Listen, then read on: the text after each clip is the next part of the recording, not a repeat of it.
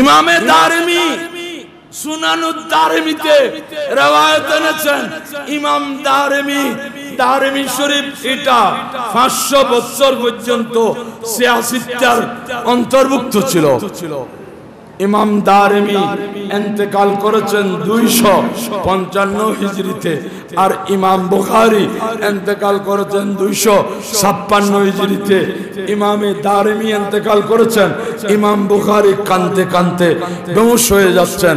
ইমাম দারমির জন্য এত বড় মুহাদ্দিস, উনি দারমি শরীফে রওয়ায়াত করেছেন, কোন স্থানে কোন আমার নবীর কোন সাহাবী এসেছেন শুনলে ও তাবেঈন মুসলমানরা বীর জমাতো, আর ওই সাহাবীর হাতে শুধু চুম্বন দিত, এই বলে, এ আমার নবীর ভাগ্যবান সাহাবী, আমরা আপনার হাতে কেন চুমাচ্ছি জানেন?